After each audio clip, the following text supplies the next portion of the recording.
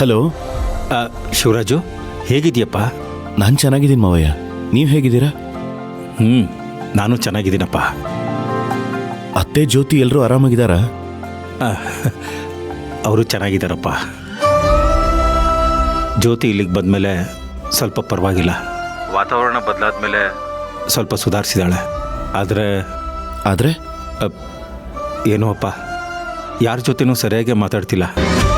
ಹೋಗ್ತಾ ಹೋಗ್ತಾ ಅವಳೇ ಸರಿ ಹೋಗ್ತಾಳೆ ಬಿಡಿ ಮಾವಯ್ಯ. ಏನು ಸರಿ ಹೋಗ್ತಾಳೋ ಏನೋ ಶಿವರಾಜು. ಅವಳು ಒಂಟಿಯಾಗಿದ್ದಾಗ ನೀನು ಹೇಳಿದ ವಿಷಯ ಅವಳ ಹತ್ರ ಹೇಳಬೇಕು ಅಂತ ಅನಿಸುತ್ತೆ. ಆದರೆ ಯಾಕೋ ಮನಸ್ಸಾಗ್ತಿಲ್ಲ. ಅದಕ್ಕೆ ನಿನ್ನ ಹತ್ರ ಒಂದು ವಿಷಯ ಹೇಳಿಬಿಟ್ಟು. ದಯವಿಟ್ಟು ಬೇಡ ಮಾವಯ್ಯ, ಅಂಥ ಕೆಲಸ ಮಾತ್ರ ಮಾಡಕ್ಕೆ ಹೋಗಬೇಡಿ. ಹಾಗಲ್ಲ ಶಿವರಾಜು, ಒಲೆನೇ ಹಚ್ಚಿದೆ ಪಾತ್ರೆ ಬಿಸಿ ಆಗಬೇಕು ಅಂದರೆ ಹೇಗೆ? ಅವಳಿಗೆ ವಿಷಯನೇ ಹೇಳಿದೆ ಅರ್ಥ ಆಗೋದಾದ್ರೂ ಹೇಗೆ? ಎಲ್ಲ ಅರ್ಥ ಆಗುತ್ತೆ ಮಾವಯ್ಯ, ಸಮಯ ಬಂದಾಗ ತಾನಾಗೆ ಅರ್ಥ ಆಗುತ್ತೆ. ಆ ನಂಬಿಕೆ ನನಗಿದೆ. ಸಮಯ ಅಂತಕ್ಕಾದ್ರೆ ಕೈ ಮೀರಿ ಹೋಗುತ್ತಪ್ಪ. ಏನು ಮೀರಿ ಹೋಗೋದಿಲ್ಲ ಮಾವಯ್ಯ. ಸ್ವಲ್ಪ ಇಲ್ಲಿನ ಪರಿಸ್ಥಿತಿಗಳೆಲ್ಲ ಸುಧಾರಿಸ್ಲಿ, ಆಮೇಲೆ ನಾನೇ ಅವಳ ಹತ್ರ ಮಾತಾಡ್ತೀನಿ. ಆದರೆ ದಯವಿಟ್ಟು ಅಪ್ಪಿ ತಪ್ಪಿ ಕೂಡ ಜ್ಯೋತಿ ಹತ್ರ ಯಾವ ವಿಷಯನೂ ಮಾತಾಡೋಕೆ ಹೋಗಬೇಡಿ. ನನ್ನ ಮಾತಿಗೆ ಬೆಲೆ ಕೊಡ್ತೀರಾ ಅಂತ ಅನ್ಕೊಂಡಿದ್ದೀನಿ. ಖಂಡಿತ ಬೆಲೆ ಕೊಡ್ತೀನಪ್ಪ. ಸರಿ, ನೀನು ಹೇಳ್ದಾಗೆ ಆಗಲಿ. ಜ್ಯೋತಿನೂ ಅತ್ತೇನೂ ಹುಷಾರಾಗಿ ನೋಡ್ಕೊಳ್ಳಿ, ನಿಮ್ಮ ಆರೋಗ್ಯನೂ ಚೆನ್ನಾಗಿ ನೋಡ್ಕೊಳ್ಳಿ. ಸರಿನಪ್ಪ. ಸರಿ ಮಾವಯ್ಯ, ನನಗೆ ಸ್ವಲ್ಪ ದೇವಸ್ಥಾನದಲ್ಲಿ ಕೆಲಸ ಇದೆ, ನಾನು ಹೋಗಬೇಕು. ನಾನು ನಿಮಗೆ ಆಮೇಲೆ ಫೋನ್ ಮಾಡ್ತೀನಿ. ಹಾಂ, ಸರಿ ಸರಿ.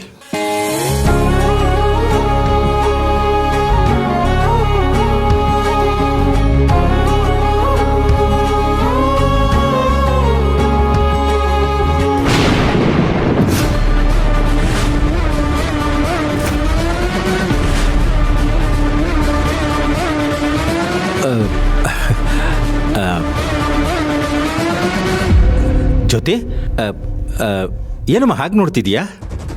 ಏನೂ ಇಲ್ಲಪ್ಪ, ಸುಮ್ಮನೆ ಹೀಗೆ ಬಂದೆ. ನೀವು ಫೋನಲ್ಲಿ ಮಾತಾಡ್ತಾರದ್ ನೋಡಿ ನಿಂತ್ಕೊಂಡೆ. ಹೌದು, ಯಾರು ಫೋನ್ ಮಾಡಿದ್ದು? ರುದ್ರನಾ?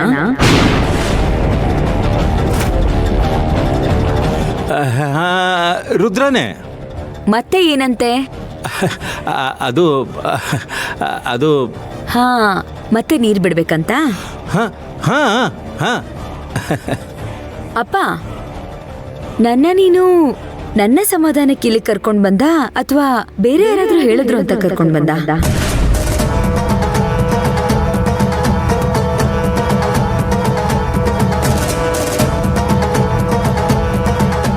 ಯಾಕಮ್ಮ ಹೀಗೆ ಕೇಳ್ತಿದ್ಯಾ? ನನಗ್ಯಾರು ಹೇಳಬೇಕು? ನಾನೇ ಕರ್ಕೊಂಡು ಬಂದೆ. ಯಾಕೆ, ನನ್ನ ಮೇಲೆ ಅನುಮಾನನಾ? ಏನಿಲ್ಲ ಅಪ್ಪ, ಕೇಳಬೇಕು ಅನ್ನಿಸ್ತು, ಅದಕ್ಕೆ ಕೇಳ್ದೆ. ನೋಡು, ನಿನ್ನ ಮನಸ್ಸಿಗೆ ಸಮಾಧಾನ ಆಗೋವರೆಗೂ ನಾವಿಲ್ಲೇ ಇರೋಣ. ನಿನ್ನ ಮನಸ್ಸಿಗೆ ಯಾವಾಗ ಸಮಾಧಾನ ಸಿಕ್ತು ಅಂತೀಯೋ ಅವಾಗ ಇಲ್ಲಿಂದ ಹೊರಡೋಣ, ಸರಿನಾ? ನೀನು ಆರಾಮಾಗಿರ್ಬೇಕು. ಚಂದ್ರಿಕಾ, ಚಂದ್ರಿಕಾ.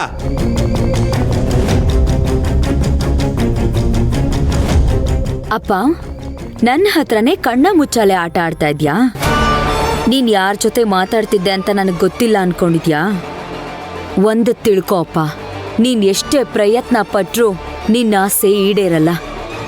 ನಾನು ನಿನ್ನ ಅಳಿಯ ಈ ಜನ್ಮದಲ್ಲೇ ಒಂದಾಗಲ್ಲ.